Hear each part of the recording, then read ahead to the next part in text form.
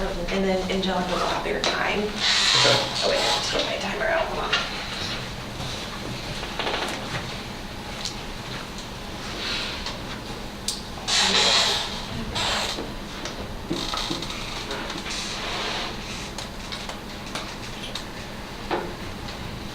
Okay, tell me when you're ready and I'll start the timer. Okay. Good afternoon, class. To start the presentation, I wish to give you a little hypothetical. Nothing like deep breathing or closing your eyes or anything, but imagine yourself walking out of a grocery store with 4 bags of groceries. Today we'll be discussing food waste management Give me a second. and a preview will be how we beat. I don't know what's happening. Maybe.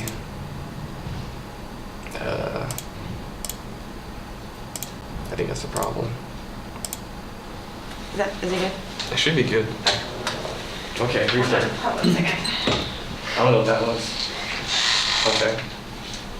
Okay. Okay. Good afternoon, class. Today, to start my presentation, I wish to give you a little hypothetical.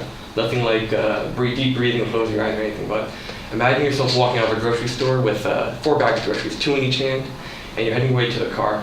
And all of a sudden, either like a bear attacks you or just lazy or you trip or something, and you drop one of the bags of groceries, or even 2. That basically summarizes, and just leave the groceries on the ground just to rot. That basically summarizes the quote from Janet Gunners where, what's going on? Okay, something's not right. What's the problem? I Is have it no the idea. clicker? Hitting up or down? I didn't touch it. These timings or something.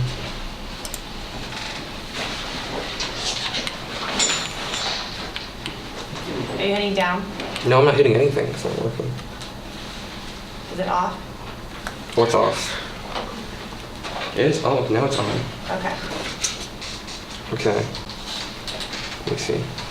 We can do this. First one's a... We can do it. There we go. Okay. All right. Restart. Second time. Third time is a charm. That's what I've Third heard. time's a charm, correct. You got this. Okay. Okay. Good afternoon, class, again. I wish to start my presentation with a little hypothetical. Specifically, imagine yourself walking out of a grocery store with 4 bags of groceries. Nothing too heavy, just some perishables, maybe some eggs or something. And all of a sudden a bear attacks you or just lazy or just trip on something and you drop 1 or 2 of the bags. That basically paraphrases a quote from Janet Gunners, who's trying to describe the problem of food waste within America.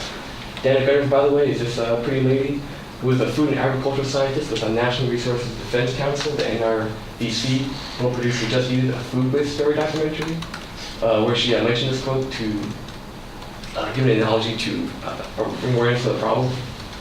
Next slide. So today I'll be discussing food waste within the United States of America. So a preview would be the scale, causes, and consequences. So the scale, which I got from Waste also by Janet Gunners, is that, don't mind the percentage sign, it's kind of wonky, but of all the food produced in America, only 40% of it is, only 60% of it is consumed, while 40% is wasted either through agriculture, stores, or just people. And this graph shows a breakdown of the food that's wasted the most. Obviously, the perishables like dairy products and vegetables are wasted the most, but we all know why vegetables are wasted the most. We don't like them that much. So the first factor for food waste is farmers, people who produce the food. Some of the causes, let me preface by saying I got all this from the United States Department of Agriculture, who listed some of the main causes. Overplanting, such over-preparing, where farmers put too much down before they can harvest it, or just to anticipate crop losses. Animal slash bug damage, so anything that comes in that destroys crops, but that's not really much of a factor. FDA regulations, which is actually a good thing because we don't want too much toxic food or in fact that coming into our system. And give me a second.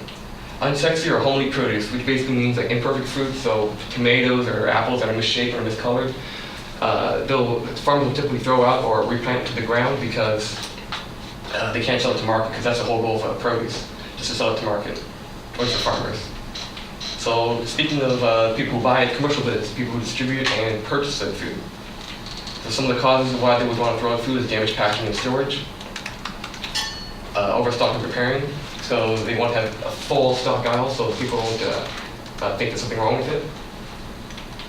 Misleading date labels, meaning that the labels that I put on packages and stuff from companies, this tells you when the food is still good, like not taste good, but it's when it's best or it's freshest, but it doesn't mean it's not edible. So stores will typically throw it out at those times. And food donations or receptions. So with the food that does get thrown out for one of these reasons, typically for misleading date labels, stores will typically just throw it out and not give it to, not donate it to anyone because they think they'll be liable for damages if it's like food waste, not food waste, food poisoning or something.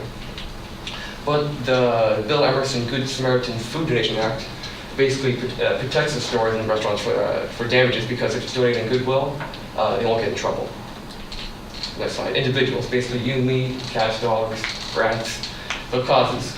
Causes would be mishandling, so if someone's like orders a pizza and they throw it on the roof or something, or they drop it on the ground and don't eat it, then it's food waste. Holiday rush, so last Valentine's, if you bought a bunch of candy on Thursday or something and you didn't eat all the candy and you threw it out, that's contributes to food waste as well. Psychological aversions, basically pet peeves. Anyone who cuts crust on bread, or doesn't eat the crust on pizza, or just don't like vegetables in general, they throw it out, and that contributes, but not that much, but the real big cause for food waste in individuals is misreading date labels. Meaning, they'll see a label on like a pack or something, they haven't eaten in a while, and they'll throw it out because they think it's just not good. It's just not good anymore. But if you use your senses, like your nose, specifically your nose, you'll be able to you'll be able to tell if it's the food's still good. Next slide.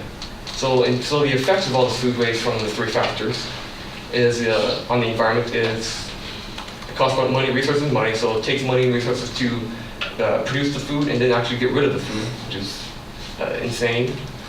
Destroy the soil, specifically for farming, or if you're using agriculture or something. And agriculture in general, because you have to till the soil, you have to plant nutrients and stuff, and it just destroys all the soil around the area and creates a lot of soil erosion.